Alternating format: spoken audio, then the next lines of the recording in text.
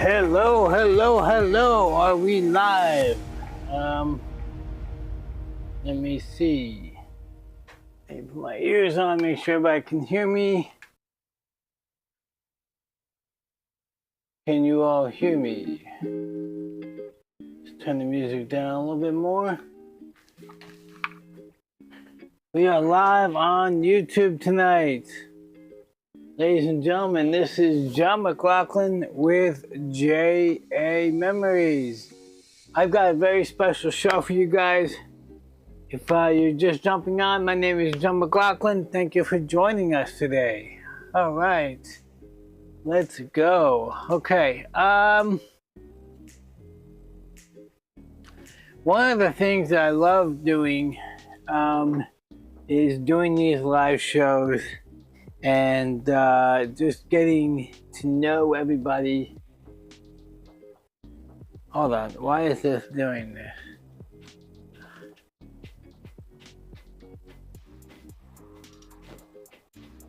Huh.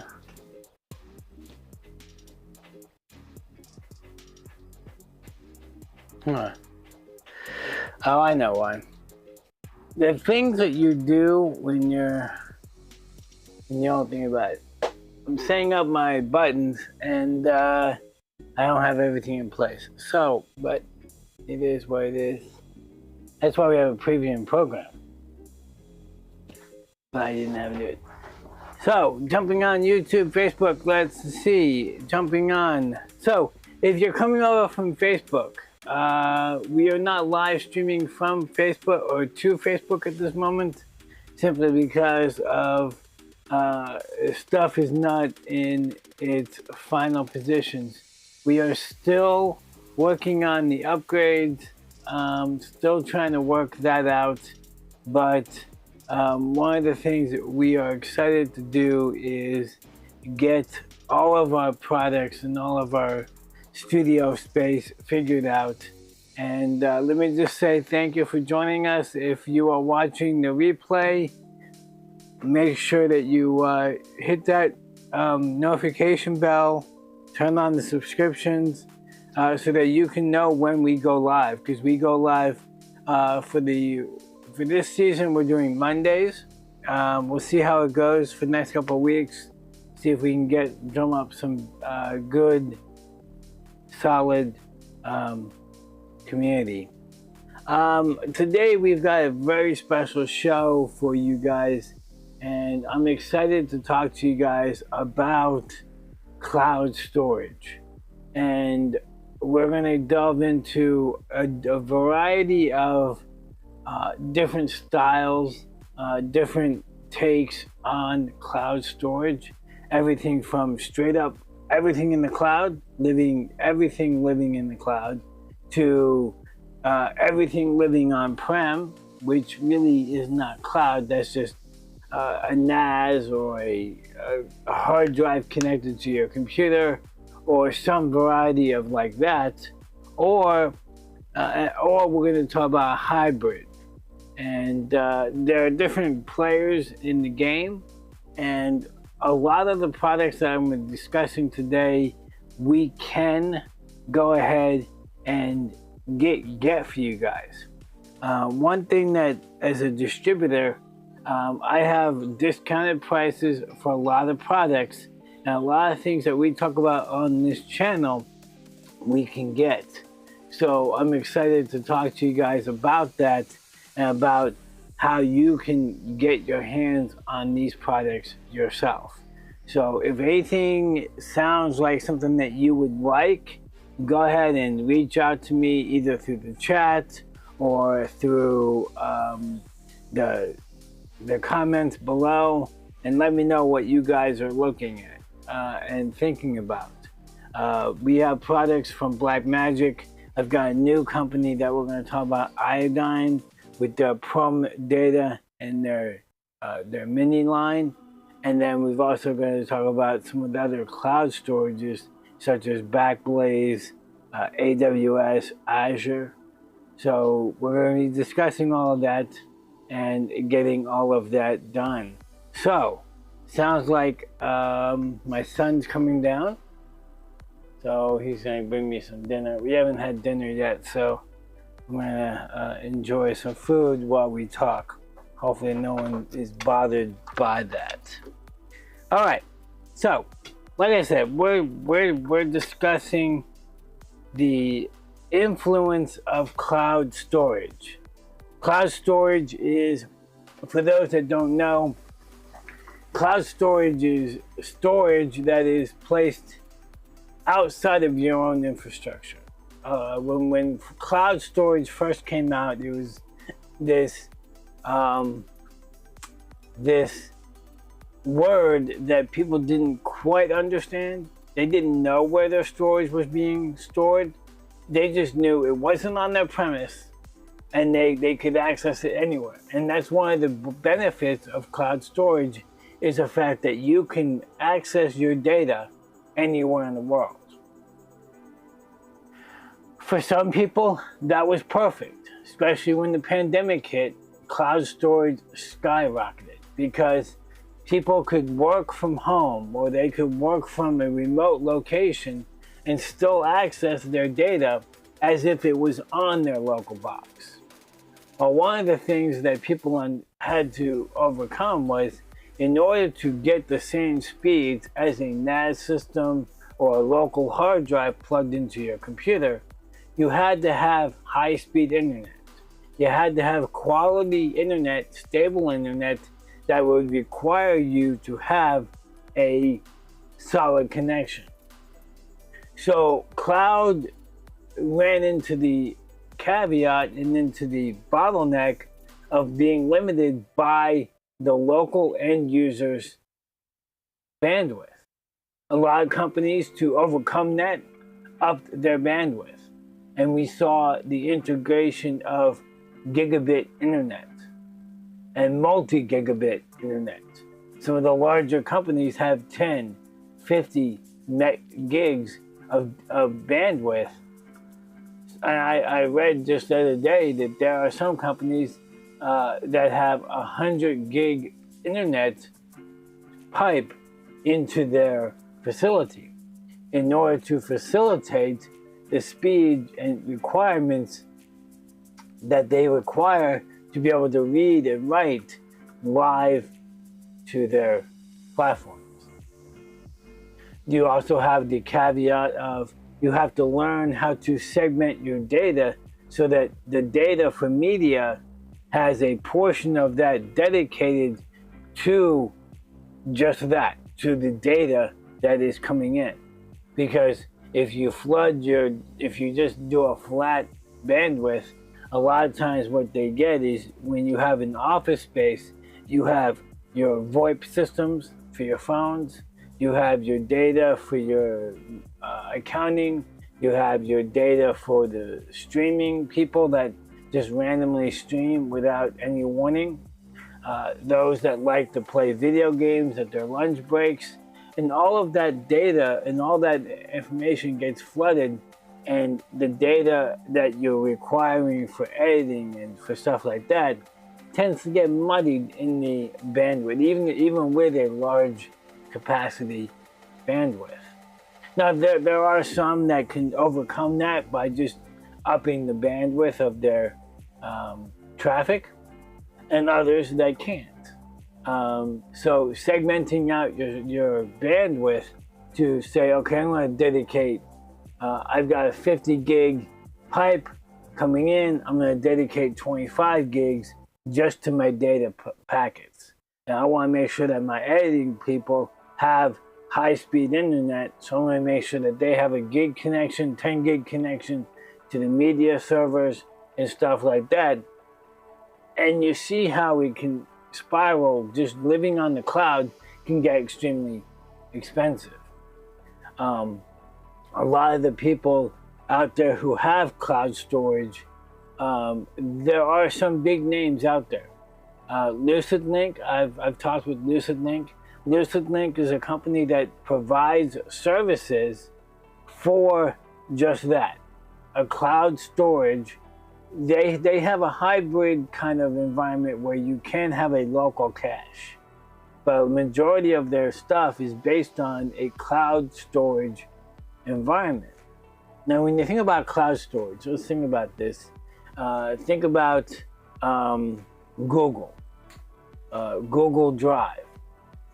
All of that is stored up in the cloud. That is a true cloud storage. Another one is AWS and their S3 buckets. We actually use S3 buckets to host videos that we play on our websites. We found over the years that it was faster, more convenient, and less stress on our websites by hosting the videos on the S3 buckets and then putting links and players, embed the players, but the videos are actually being pulled off the S3 bucket. That is lived on the cloud. Now, we have a local copy of that in our office, but that local copy, or let's say the video player, is not dependent on the local copy. If we lose internet at the office and we have no connection to AWS, the website's still going to function because it's living completely on the cloud. So there are places where just cloud or just on-prem work. A perfect example of on-prem is our Exchange server. Our Exchange server is on-prem. If the internet goes out, servers go down on my local network, I have no internet. I have no email. The email goes down because we're hosting it on-prem. Just like if we were hosting those videos on our premises, we would have no videos on the website simply because of that basic understanding. So, couple things. You have cloud, you have on-prem, and then you have the hybrid environment. And that is what a lot of companies are finding is the most effective, is a cloud on-premise environment. And a lot of companies have integrated that into a perfect example that a lot of people understand is Dropbox. Dropbox is a hybrid cloud storage. Now, Dropbox you can access from any computer that you log into Dropbox with, or you can just go to the website and get to your files that way by logging into your credentials. Now, the on-premise side is you have a local cache of those files. You deal with the local cache when you're working with the files, and then whatever you're doing is then duplicated on the cloud. It's almost like it's a backup. Now, a lot of times you can't work on the same files, and the same thing comes when you're working with a local cache only, a NAS system. A NAS stands for Network Attached Storage. When you're working with a NAS, you have one user who has editing capabilities, and then the next person has read-only access.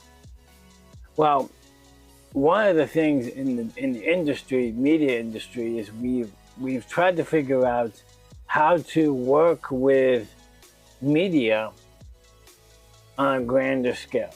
How can we as editors, colorists, audio engineers, and just general editors get our hands on the media as fast as we can? And that's what I want to discuss in detail today. That is using your data the most effective way, the fastest way, and then making it available to the end user, whether that be on Facebook, YouTube, like we're on today, or on any other social platform, or maybe you're a broadcaster and you want to get your content out fast. Creating an environment that allows you to, one, capture your data at the fullest render that you can, the fullest clarity as you can, and then also creating a workflow that allows you to work efficiently and quickly, because there's a difference between quality and quantity. And a lot of people say they want stuff quick, but they're not willing to put the time in to do the quality. We're trying to create a workflow and an efficient workflow that allows us to both be efficient with quality as well as quantity, get more efficient. And we've seen over the course of the last few years how AI has integrated into every area of media technology to improve that. But we have to have the backbone, the infrastructure in place to make that AI work the best. Now, we're going to talk about a couple of companies. And we did talk about, we've already talked about several other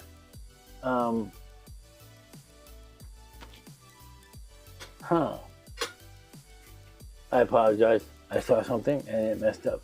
So we see right here Azure. Azure is done by Microsoft. This is a cloud storage by Microsoft. And a lot of times when you get 365, you're using some form of Azure as your cloud storage. Google does the same thing with when you get your cloud, when you get your Gmail, you get so many gigs of storage up in their cloud. Now you can buy more. Corporations will oftentimes use this to host their data so that they have a way of getting it. And as you can see right here, a perfect example of AI. They're using AI to optimize your storage, create an environment that is definitely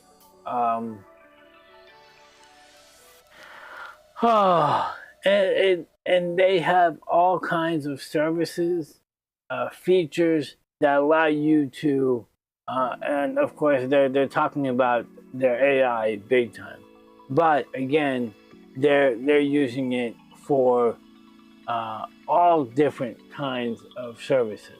They've got IT developers, data analysis, business leaders, startups, and even students who use Azure as the backbone of their data storage, so that they're not worried if something happens to their local computer. I remember when I was in college, you always had to worry, if this computer crashes, what happens to the data? And there are millions of horror stories out there of people who have had their entire project done and they had no backup. Back then, backups were not a big thing. And that's where AI and that's where cloud storage comes in. Another one is AWS. Now, AWS is not just cloud storage. Don't get me wrong. AWS stands for Amazon Web Services. AWS is a conglomerate of products and tools to do all kinds of computing, whether that would be web hosting, chat interlays, I can't even name all of them. They even have media transcoding on their web servers. They have just a plethora of tools to make our lives a lot better. But one of the biggest components of their part is the cloud storage. And they call it the S3. S3 is the bucket situation where you have a bucket of storage. Now, the difference between AWS and, say, Azure or Google or what some of the other big names out there that do storage is AWS is not built on you buy a bulk of storage. When you buy AWS and you buy into their infrastructure, you get access to the S3. And you can even do it, you see the AWS free tier.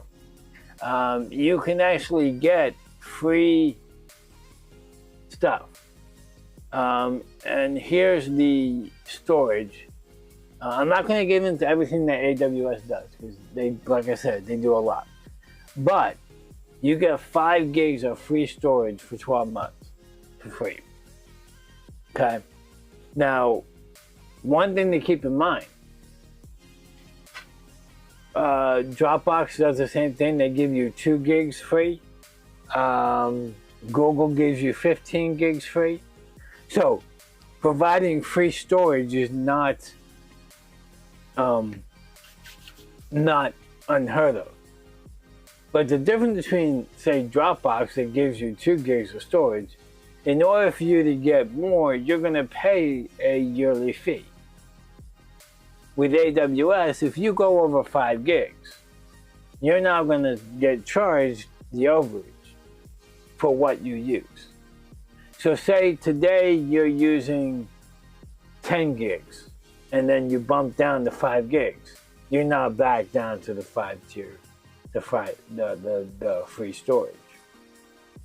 AWS is good about, we've been using AWS for years. For our web servers, we've used it for our Roku channel, we've used it for a lot of video storage.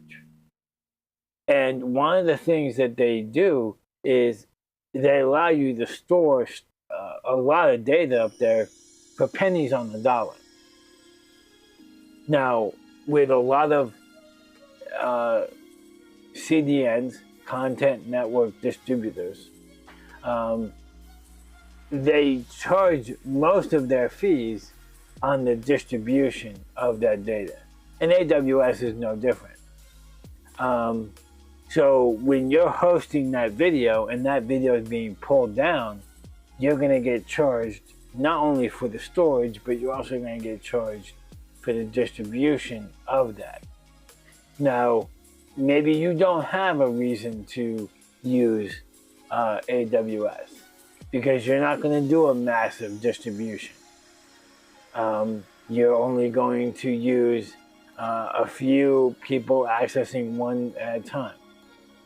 AWS allows you to have an S3 bucket set up and then share that data, whether that be on a website, a Roku channel, maybe you're building a YouTube-esque website. AWS will allow you to store the video, it'll transcode the videos, and then allow you to distribute that for as many viewers as you get.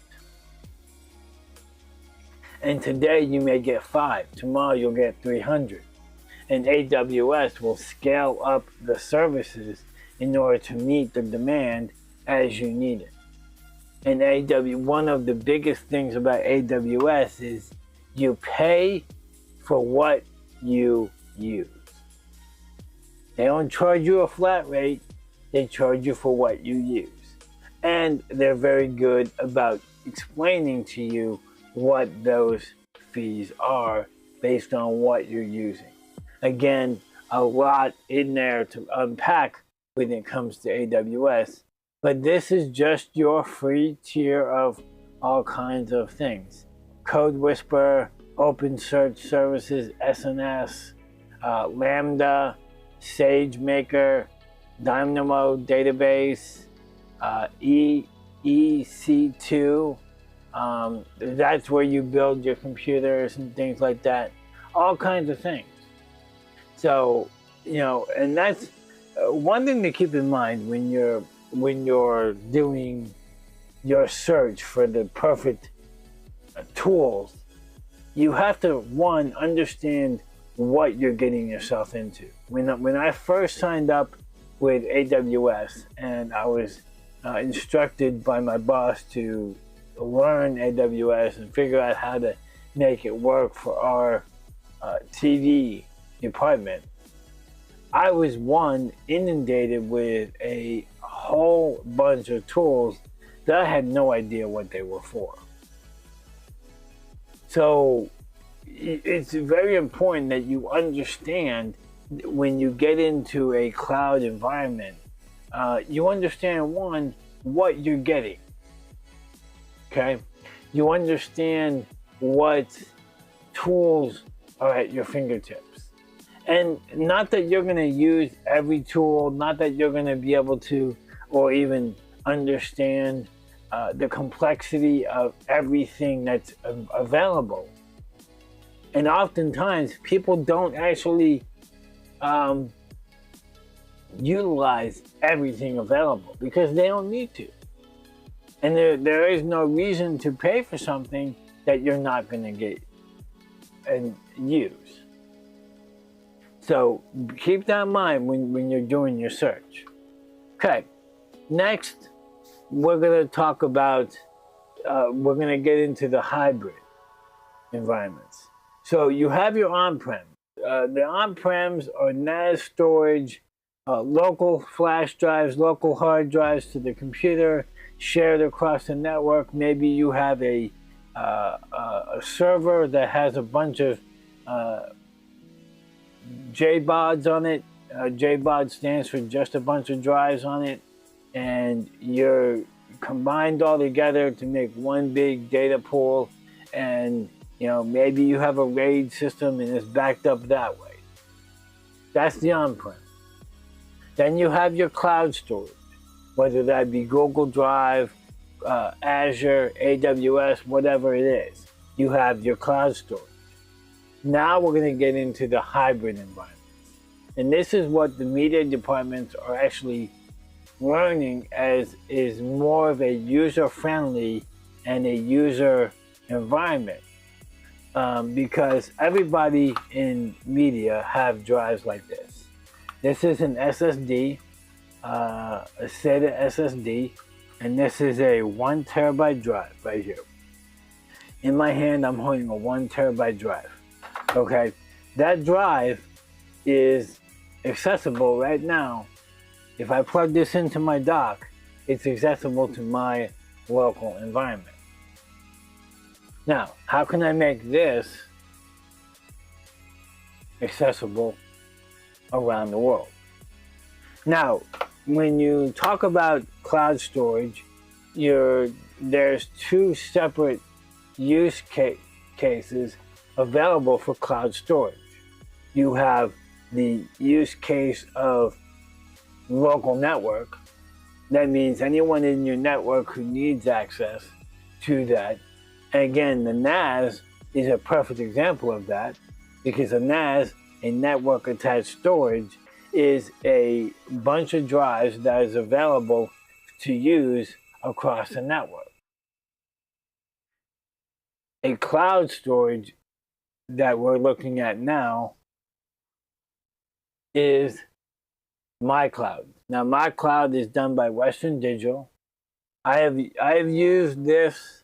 They don't have the best quality here, but they actually have. They are one of the competitors in the use of cloud storage, and they have a local box. You can see it here. They've got two different models. They've got the home version and then the MyCloud, which is more of the NAS system. And if you look at the end, the last one, this would remind me of something along the lines of a Syntology, or one of the other bigger names that has a NAS system where you have a bunch of different hard drives. And the nice thing about most of these nowadays, you can put SSDs in there and you'll get faster, more quality responses than just a regular hard drive. Spinning disks tend not to be as fast as an SSD. Now, I will say some hard drive, external hard drives or internal hard drives or whatever you're getting, may be faster than just a standard SSD. Don't think hard drives, SSDs, even the M2 drives that they have nowadays, they're not all made equal. They all have different qualities. They all have different specs, read, write, speeds. And that is crucial when you're building any kind of storage array or storage environment. Because if you have high bandwidth, if you have good quality internet and you have good quality computing, but you have bad hard drives, you're still not going to get the read, write that you would get if you had a good quality hard drive. So to keep that in mind. So it's not just about the bandwidth. It's not just about the environment. It's also about what you put in place. So we're going to get into that in just a minute. So MyCloud starts us out in the hybrid environment. One thing about cloud storage is they have put together, and the MyCloud system has been out for years. I had one years ago. I know my in-laws had one that they used, and I'll admit, the MyCloud's whole entire environment is finicky. And if you lose your login, you actually can get logged out of your local box. It may be sitting right there plugged into your computer, but if you don't have your login, you may not be able to get into your system. Now, hopefully, I have not tried to recover any passwords with MyCloud. Hopefully, they have figured that out and gotten that better. But in my experience, they are they're just finicky. But the basic premise is you have a hard drive, whether it be a single drive, a dual drive, or a RAID system like this, and you basically have that sitting in your environment, and then that is now through credentials available over the internet. You can log into your MyCloud account from wherever you are and upload to this drive.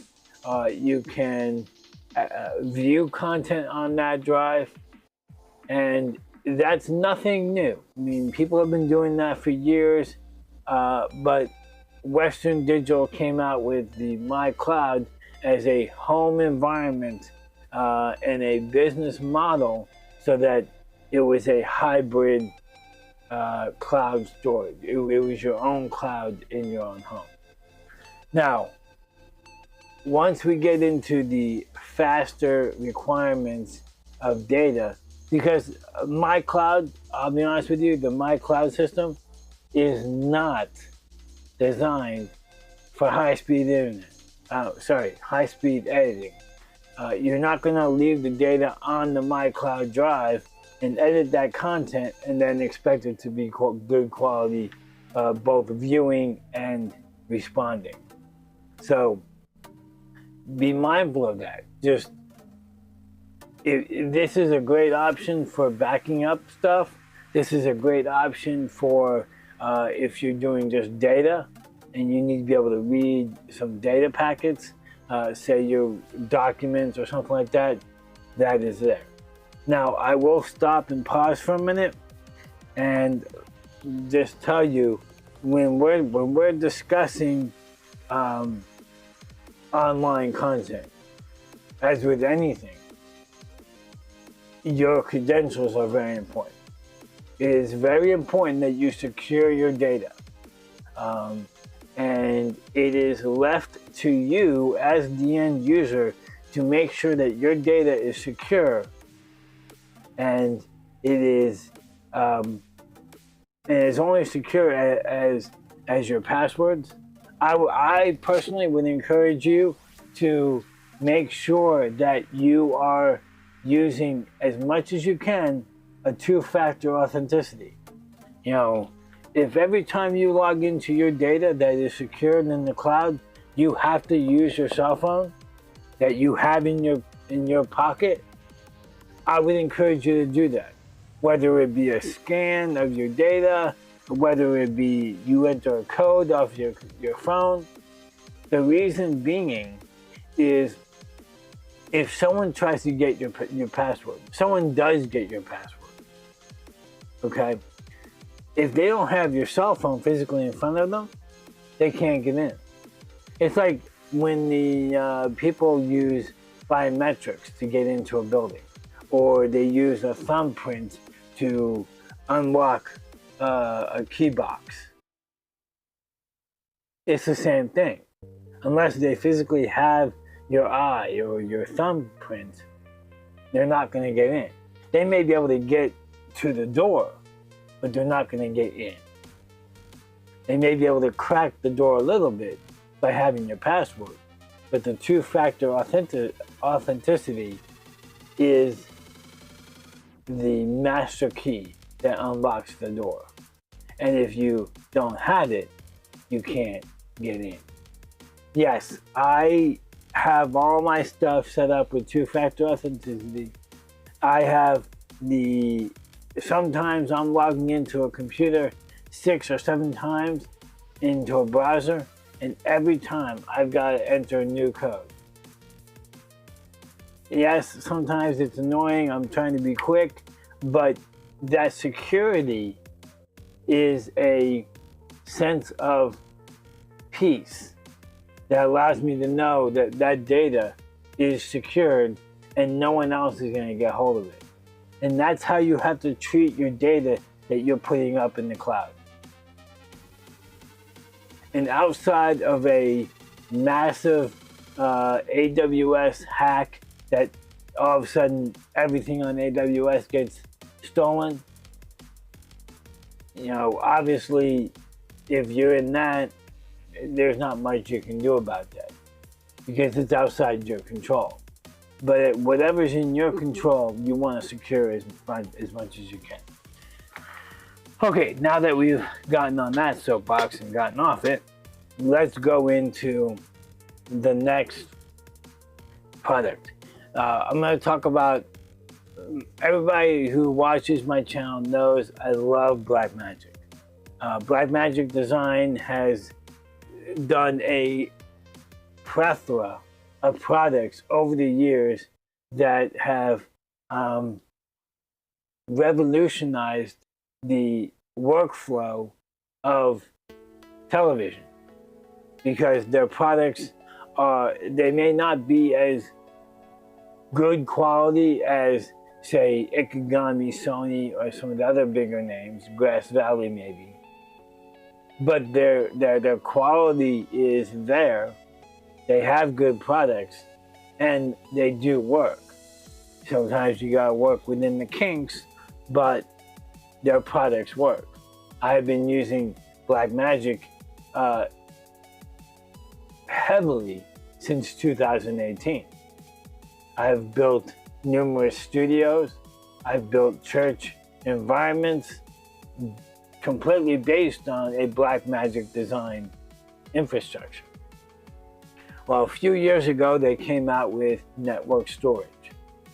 And they came out with network storage that's just not just straight up network storage like a built NAS. They actually built it on a cloud environment infrastructure. Excuse me.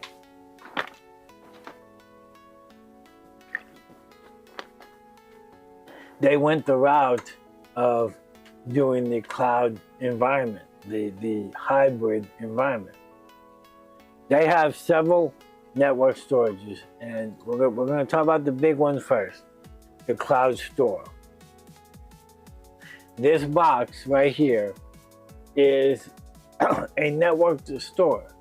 It is a large capacity network storage that is designed for film and television, simply because of the speed at which they have put their infrastructure into. These things are built with large throughput. Every single one of them have the capability of doing 10G, at least 10G. Some even have the capabilities of doing 100G on the infrastructure. This one does not. But let's look at the back of this backbone, right? This unit has 4 10G connections, and then a 1G Ethernet. What does that mean? You can hook this up to a 1G network and put this out there for the internet. But then you can plug in 10G computers for them on this one directly. Or if you were smarter, you would hook up a 10G switch and have more. But basically you plug in a computer, whether that be a Mac, a PC, even a Linux box with a 10G connection, and now you're able to read and write to this box using that 10G local network. Now, with the right amount of bandwidth, if we go back to the very beginning of our conversation with the large fiber connection, the 50 gig, 100 gig Ethernet connection into the facility, you plug in a 10G connection, and now you're able to put this out to the web at 10G. I'm happy to say that the latest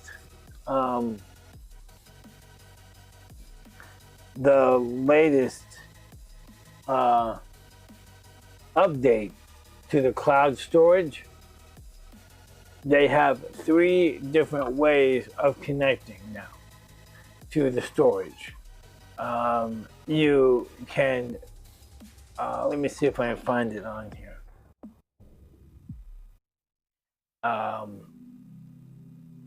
Let me see if I can find it. Okay. There we go. So, number 1, first off, there's no subscription required to use the storage. You buy the storage capacity that you want, all the way up to 320 terabytes. That's a quarter petabyte, okay? Or a third. You have 3 different styles of backup. You've got the Blackmagic sync, which we'll get to in a second. You have Dropbox. Okay. There was a third one, and I need to open up my storage. Let me go over here for a second. I apologize. I just need to open up mine real quick.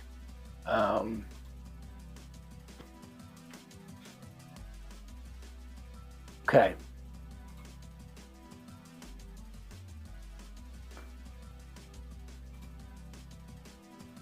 Okay. So let's see if I can move this up here. I apologize, guys. I can't show you that, but we can go back to here and still talk about it. So you've got Blackmagic Cloud storage, which we'll talk about in a second. You also can use Dropbox Sync, and you can use Google Drive. So if you already pay for storage on Dropbox, you can use Dropbox Sync to upload to a file to Dropbox, whether that be through a phone. They've got integrations with a lot of their their camera gear, or basically just upload from a computer to Dropbox and then sync to your local storage. So that, say you're on the road and you have a Dropbox account, you have a computer that you're capturing to, and that data is being copied over to the local network back at your studio. Makes it a lot convenient so that you have a local system. Same thing with Blackmagic Cloud storage. When you get 2 gigs of storage for free. And with the latest update to the software, they actually have now in their cloud storage, you can log in with your credentials for Blackmagic Cloud and sync right up to the cloud and then back down. Now, if you want to do larger than 2 gigs, again, you got to pay Blackmagic to be able to do that. So, and they do have options for Blackmagic cloud storage based on capacity projects.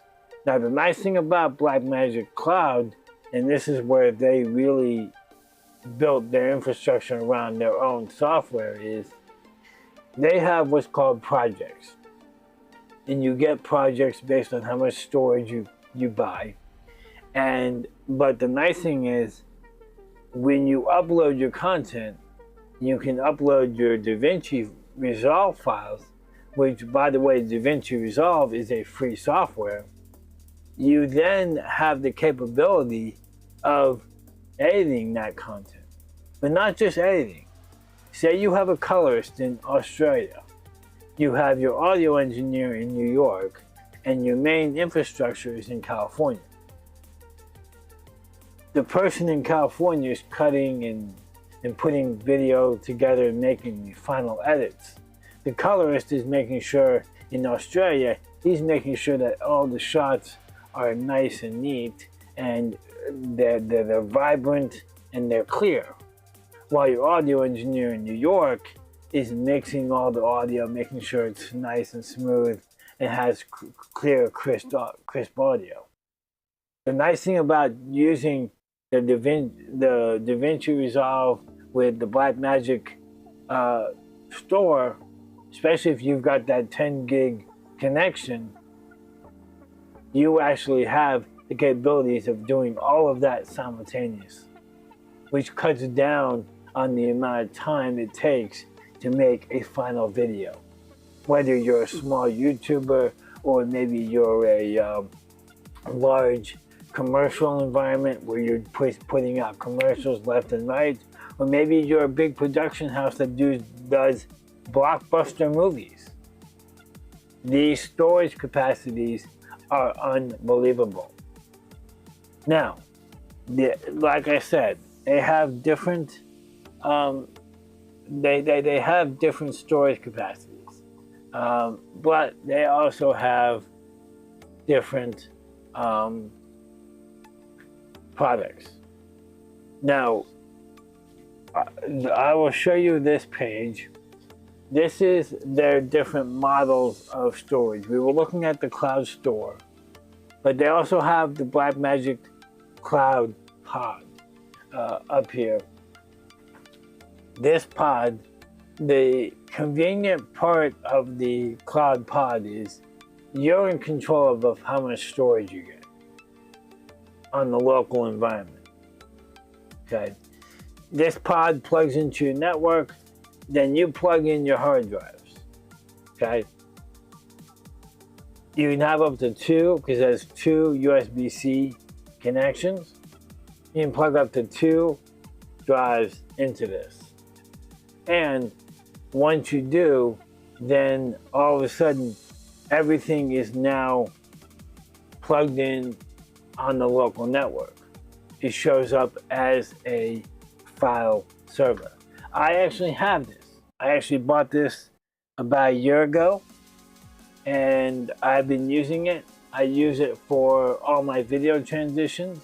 The video that you're seeing right now behind my video, the kind of moving one and the one right here back behind me, that's all being fed off the Blackmagic pod right now.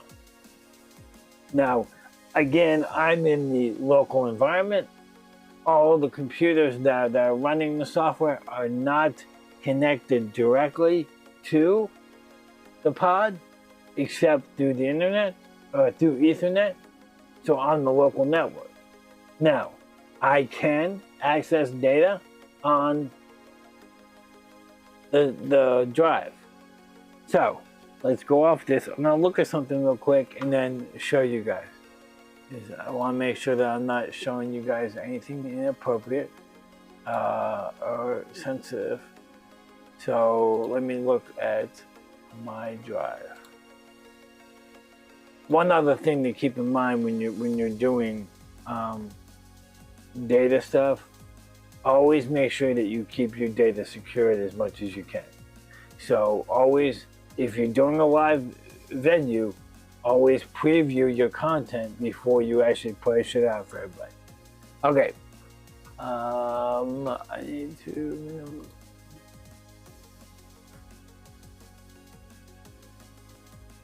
Okay. All right. I think everything's good here. Okay. So. All right. So this is my computer that I'm on right now. And this is right here the Extreme, and you see how it says Blackmagic Cloud. If I go down to my networks, you see that besides other networks here, I have the Blackmagic Cloud pod. That is my storage. If I click on it, I get two separate folders, okay? Because that's how many SSDs I have on there. They do not have to be compatible. They don't have to be the same drive. They don't have to be the same size. You can put 120 terabytes on one and 5 on the other. And that's how much storage you'll get accessible on your pod. That's the beauty of going with the cloud pod. You get what you provide. Now, one other thing that you get when you go into there, let me see, what did I do with it? Okay, let me look at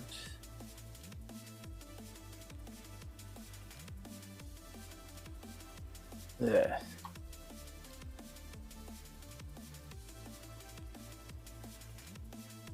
So, okay, so this is my SSD 2, as you can see by the name, and I clicked on the cloud storage for Blackmagic Cloud Sync.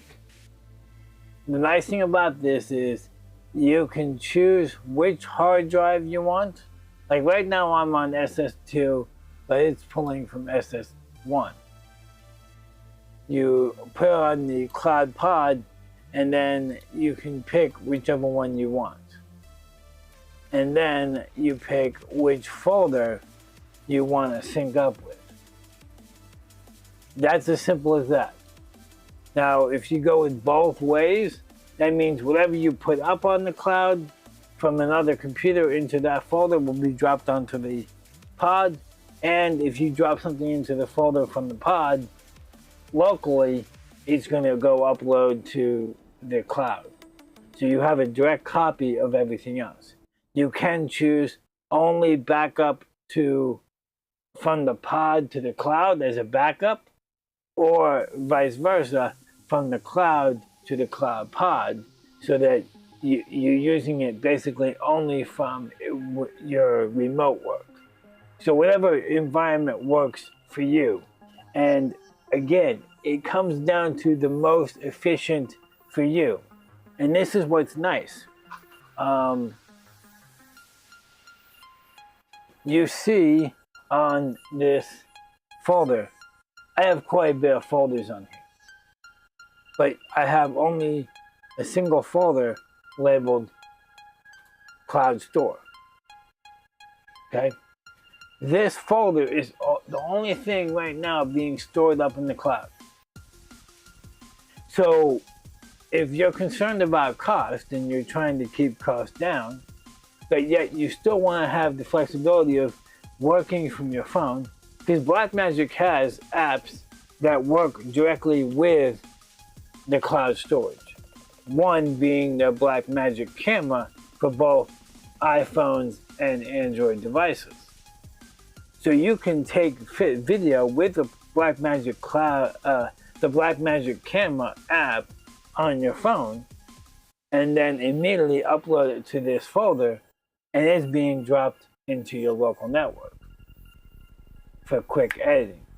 Now, if you move it out of this folder and put it into another folder anywhere on the cloud or on your local box or wherever, it immediately takes it off your cloud. And that is how you can save a little bit of money by keeping the cost of your storage down. Now, you do lose some functionality because you're no longer able to collaborate with other users around the world that may have a link to this folder. But if that's not what you're using, again, it comes down to paying for what you use and not paying for what you don't use. And if it's not a feature that you're using, I wouldn't encourage you to do it. Now, if you're one that loves collaborations and you want to have that connection, then by all means, get it, have it, and use it. But the nice thing about all of the cloud storage with Blackmagic Cloud Store, the Blackmagic Cloud environment, regardless if you have the pod, and they have some new ones. I keep getting off the product page. And this is where I will stay for the rest of the podcast, for the rest of the pods. So you saw the pod. They also have the Cloud Mini, so the smaller version of the big boy, and that can have, it comes pre-configured with either 8 or 16 terabytes of storage. RAID 0, so be mindful of that. 10G internet, Ethernet, as well as a 1G. You can connect it directly to the computer through a USB-C.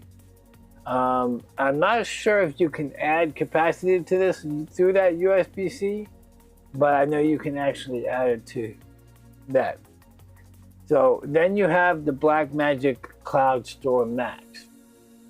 Now, for those that are in a studio environment that use rack-mounted gear, this is a good fit for you because it is a 1U rack unit. It has 4 10 gig as well as the primary 100 gig connection. And we'll look at that in just a minute because I talked about that at the beginning, 100 gig connection. Then you have 12 M2 cards paralleled with RAID 0 system. So again, this is not designed for a RAID system, but you do have a large capacity data. Let's look at this real quick because it the Max is really, so if you look at it, this right here is a 100 gig connection. Oh, if I can even zoom into it. So right now, this one's the 24 terabyte. So you go out from 8, 16, now you're into 24 terabytes. And you have your 4 Ethernet, 10 gig Ethernet. You can plug in a 10 gig switch to this, or Blackmagic actually has a, let me see if I can find it. Where is it? This, oh, I don't even know where it is. They have a network switch. I'm not sure where it is. Huh. Interesting.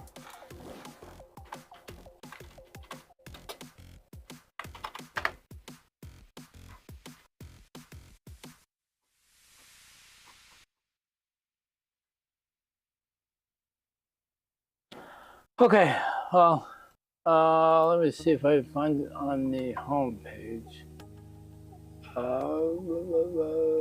Yeah, might be it. Nope, that's a video.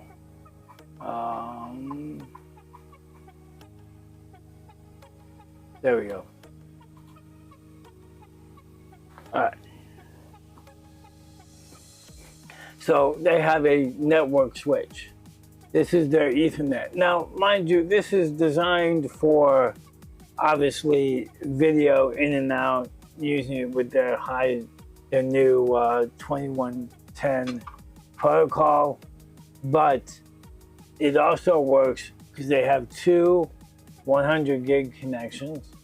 So you can take that max 24 terabyte store, plug it into this, and now you have 4 10 gig on the box, and then you have 16 for hyperdecks, computers.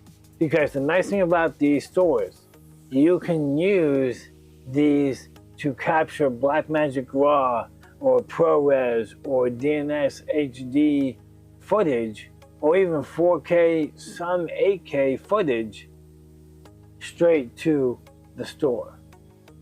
And when you're talking about media consumption, data consumption, and readily available content, this is a game changer because it creates an environment that is suitable for the fast turnaround.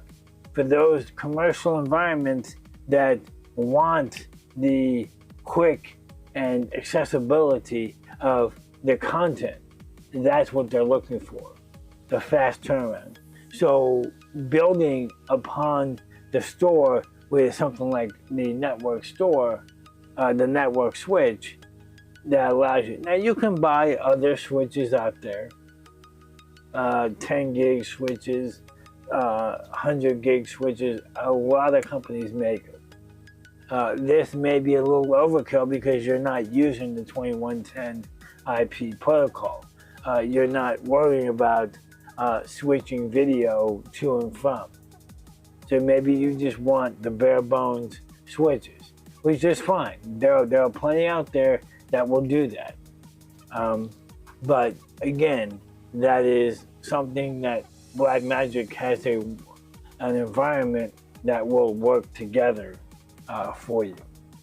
Now, so we've talked about the big stores, the big network environments. We've talked about a NAS system that is built in a local environment and then shared across the network, whether that be through different protocols, syncing up data from one place to the other, and then sharing that data across with credentials.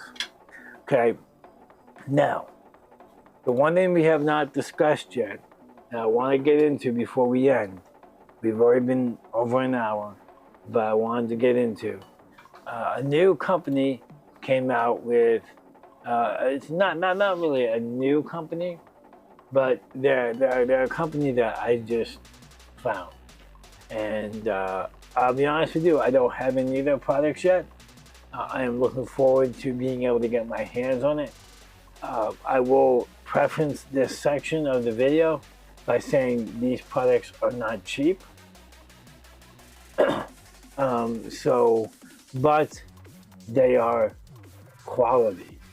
And if you're looking for quality grade systems that is accessible from anywhere in the world, as well as being in your local environment, these are what you want to look at.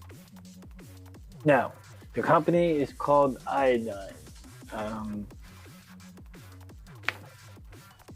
IODYNE, Iodine, and they have a product called ProData. It's the world's fastest Thunderbolt storage made for every stage of production. 12 terabytes, 24 terabytes, 48 terabytes. They don't really get into the 10G or above, but they do have 5G capabilities. These are reliable because they are built on a RAID system. So for those that like having those large capacities with some kind of a RAID system, these are based on a RAID system. So if one hard drive goes out, you don't lose all your data. But again, these are with the idea that you're going to be collaborating with multiple people across the network, capturing data to this, using it to edit, and then pushing it out for end users to view. This is an environment from the very beginning of production all the way to the very end of your project. But again, we're still talking about a large capacity box that sits in a local environment. How do we get around having something available that is similar to this for when I'm on the road? Now, they came out with a product. It is a new product. It is not shipping yet, but I can get my hands on them once they do ship. So if this sounds like something that you're interested in, let me know. This is the Pro Mini. Okay, so just like it says, it is a small form factor. You can see on the video that's there. This item is, the only limitation to this is the fact that you sync it up to whatever data source you want. If you're on the road and you're streaming from some remote location and you have data signal, you sync this up to your data signal, and you can upload this to the cloud. So you're only limited by your own internet. Makes it perfectly. You can plug these into your Blackmagic RAW cameras. You can plug these into some of the larger capacity cameras that have that don't have streaming capabilities. Upload this, and it will automatically upload to your cloud storage. The hardware is RAID 6 as well, but some of the other cool features of this is it's data encrypted, which means you can password protect this. So when you're recording and you're doing your data, and when you're done, you can encrypt that data and move on down the road, and then no one can steal your data. These products are designed to be able to be plugged into into video cameras that have a USB-C connection on it, and be able to capture high-speed, quality videos without any packet loss, drop frames, or anything like that. These are designed to work in rough conditions, outdoors, in dusty environments, rainy situations. These things are rated for the harsh environments that video people are constantly wanting to capture high quality data, but at the same time have something compatible and small, just like this is. Now this SSD right here, I captured to this, and it's there, but it's not protected. It's not backed up. It's not uploaded to the cloud. I can't sync it with anything else without plugging it into another computer and then uploading it somewhere else. These boxes right here, they actually do the syncing for you. They do the encryption. So, but again, I tell you, these things are not cheap. Now, if you're interested in any of these, whether that be the Blackmagic or the iodine products, feel free to reach out to me. I'll be happy to write you a custom quote for whatever capacity that you want, and we can talk about your environment, your use case, and figure out what the best options are for you to use, simply because obviously we want you to have that capability of getting the data that you need, where you need it, effectively, efficiently, and with the great quality. So, hopefully you all enjoyed the show. If you are on the chat, let me see, did anyone? No, we didn't have anyone on chat, which is okay. Leave a comment in the comment section below this video if you're watching after the fact. And yeah, if anything shows or you see anything that you like or that you want, feel free to reach out to me. You can reach me at john@jamemories.com. Leave a comment in the video below, or feel free to reach out through my email at john@jamemories.com. All right. Always go over to the website, check out the website, john@jamemories. Sorry, it's just jamemories.com. Also, if you are a local business looking for a podcast setup, maybe you're a church looking to improve your quality of worship service online, or you just need assistance with your technology, reach out to us and let us help you out. If there's a project that I can't help you with, I will be upfront and foremost let you know that and get you in touch with those who can help you. Always have a blessed week. We'll see you next week with J.A. Memories. Again, my name is John McLauchlan. Thanks for hanging out with us, and we will see you later. On that note, let's go here. Have a great week.